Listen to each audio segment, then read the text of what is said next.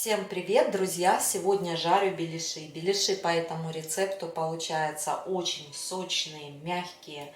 Хочу показать вам интересный рецепт теста. Для беляшей можно приготовить самое обычное тесто на воде, но я сегодня буду использовать пиво. Тесто получается такое более ароматное, воздушное, долго не черствеет. Пиво нужно обязательно отстоять. Я его налила за 1 час до приготовления. Здесь 400 миллилитров. Процент алкоголя 4,8, по-моему. Ну, берите обычное пиво. Здесь 400 миллилитров пива. Теперь в пиво нам нужно будет добавить 400 миллилитров кипятка.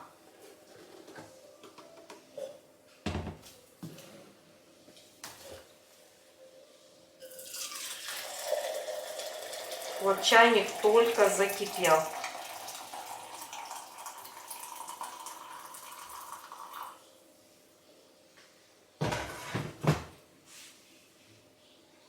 К пиву отправляю 400 миллилитров кипятка. Все хорошо перемешиваю. Водичка получается такой горячей. Нужно подождать, пока она остынет, так как тесто дрожжевое, и дрожжи в горячей среде сразу погибают. Но вот прежде чем добавить дрожжи, в горячую воду можно засыпать сахар. Здесь 2 столовые ложки сахара. Чайная ложка каменной соли. Я вот прям беру вот так вот с горкой. Все перемешиваем. И ждем, пока вот эта вот жидкая смесь остынет до теплого состояния. Друзья, и вот пока пивная водичка остывает, приготовим фарш. Здесь у меня 1 килограмм говядины. На 1 килограмм мяса беру 1 килограмм лука. Здесь репчатый лучок. Я его обжарила на подсолнечном масле. Если лук с горчинкой, можете добавить чуть-чуть сахарку, чайную ложечку. Ну и обязательно при жарке лука его нужно присолить. Вот. Что еще хочу сказать? Беляши вот с обжаренным лучком получаются такие более сочные и нежные по вкусу. Мне вообще не нравится, когда сырой лук хрустит на зубах. И вот беляши с сырым луком, они намного дольше прожариваются, вот, чем с обжаренным. Попробуйте приготовить так. Отправляю сюда лучок.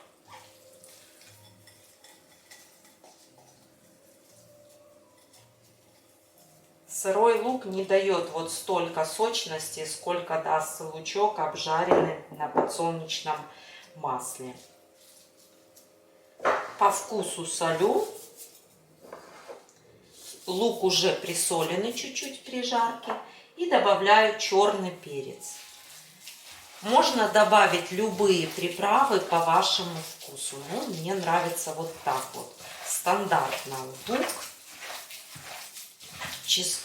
Без чеснока, лук, соль и перец. Ну, может, кому-то нравится чеснок, можете добавить. Можно добавить кориандр, зиру, зелень. Мясная начинка готова. Оставляю ее настаиваться при комнатной температуре, так как начинка и тесто должны быть одной температуры. Если фарш будет холодный, а тесто комнатной температуры, тогда при жарке ваши беляши начнут рваться. И вот чтобы этого избежать, еще раз повторюсь, не отправляйте фарш в холод. Вот. Тесто дрожжевое поднимается где-то около часа. И за это время с фаршем ничего не случится, если он свежий. Если вы все-таки хотите отправить фарш в холодильник, тесто комнатной температуры, тогда жарьте беляши открытые, вот с дырочкой, тогда они у вас не порвутся. Я сегодня буду жарить закрытые беляши. Сейчас кто-то из подписчиков скажет или просто из зрителей, что я очень много разговариваю. Нет, я хочу вам просто вот донести, как можно приготовить идеальные беляши.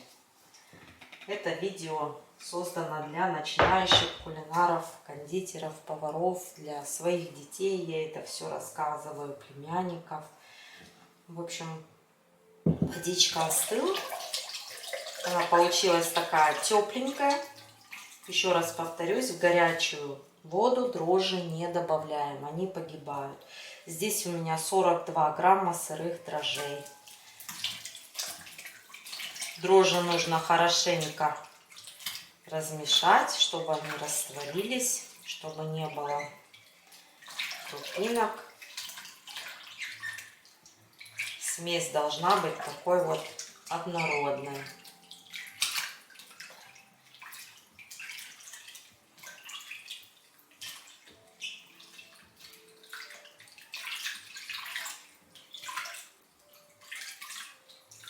Добавляю сюда муку. У меня здесь 1 килограмм. Добавлю сначала где-то 800 грамм муки добавлю.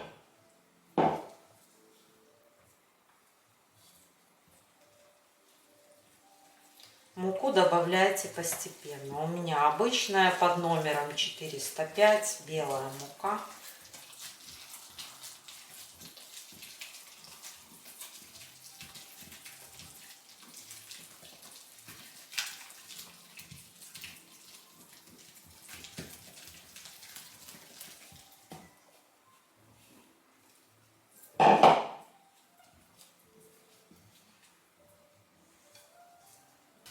На приготовление теста у меня ушло 1 килограмм 200 грамм муки.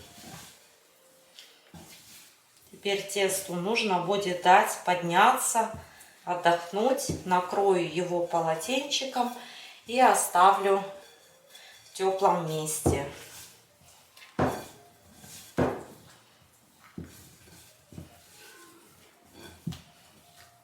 Тесто при подъеме должно быть накрыто, иначе оно будет сверху подсыхать.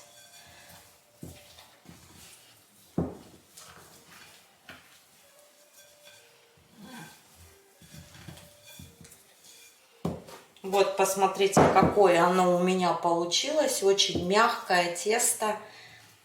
Во время расстойки оно станет намного гуще. Не забивайте его мукой. Тесто готово к работе. Формируем беляши. Рабочую поверхность припыляю небольшим количеством муки. Беру кусок теста и раскладываю его в пласт.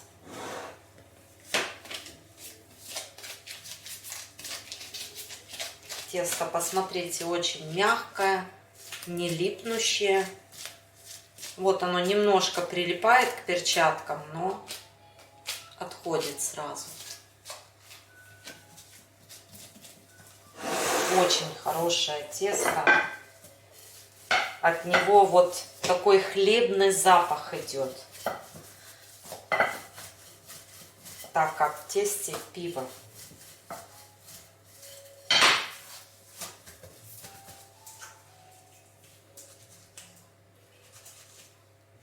Формируйте беляши удобным для вас способом. Мне вот удобно раскатать пласт, вырезать кружки.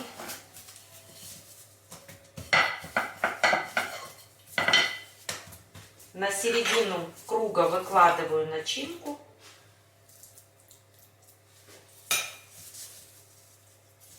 И собираю вот так вот тесто, края теста в узелок. Я делаю закрытые беляшики. Вот. Перед тем, как положить на сковородку беляш, я его буду расплющивать, чтобы начинка равномерно распределилась.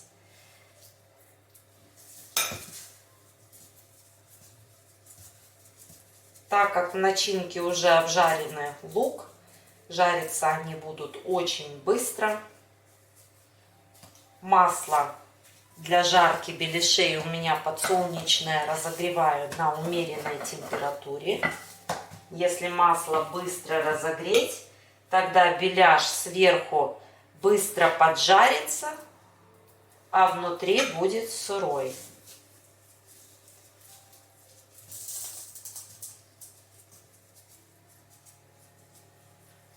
Дрожжевое тесто, оно не любит такой вот высокой температуры.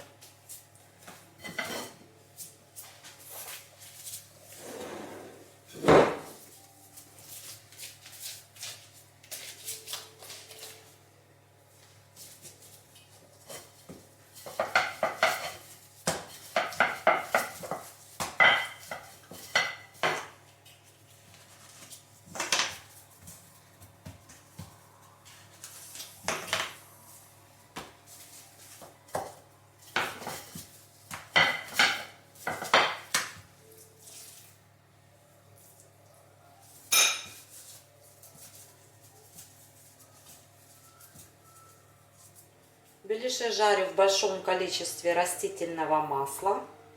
Вот, посмотрите, готовность масла можно проверить с помощью деревянной палочки. Если вот возле палочки собираются пузырьки, значит масло готово к работе. Беру беляшек и вот так его приминаю, для того, чтобы начинка равномерно распределилась по всему тесту. Укладываю швом вниз.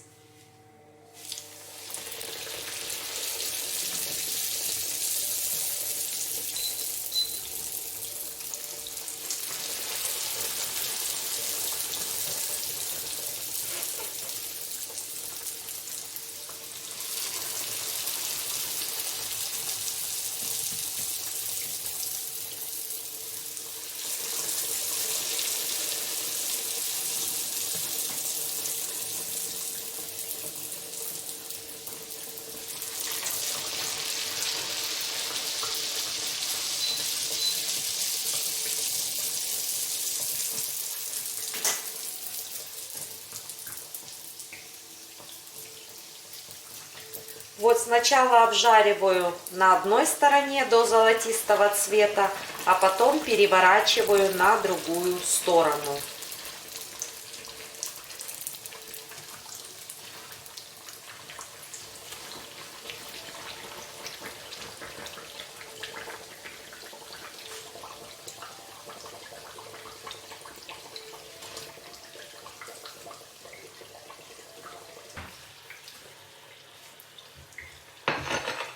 Первая партия беляшей готова. Посмотрите, ни один беляшек не порвался. Все здесь очень прекрасно.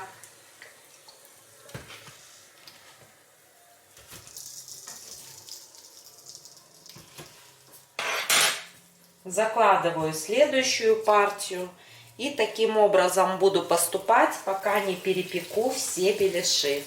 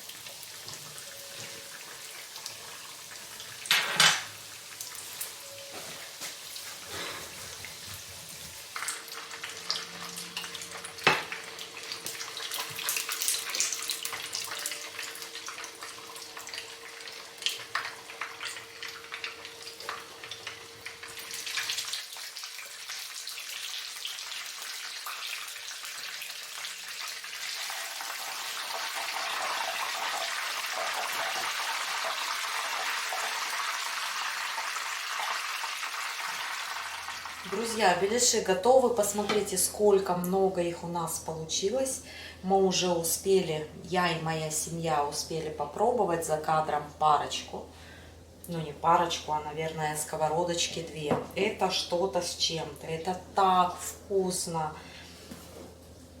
Но невозможно этот вкус описать словами. Посмотрите, какое мягкое тесто. Они такие вот прям невесомые, воздушные. И внутри очень много мясной начинки.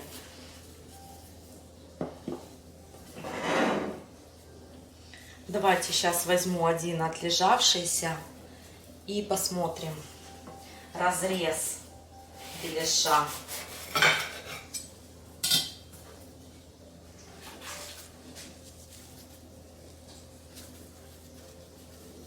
Вот, посмотрите, сочные, отлично пропеченные. Тесто какое. Все здесь вкусно очень, ароматно. Непременно попробуйте, приготовить и вы. На сегодня все. Всем пока и до следующих встреч в новом видео.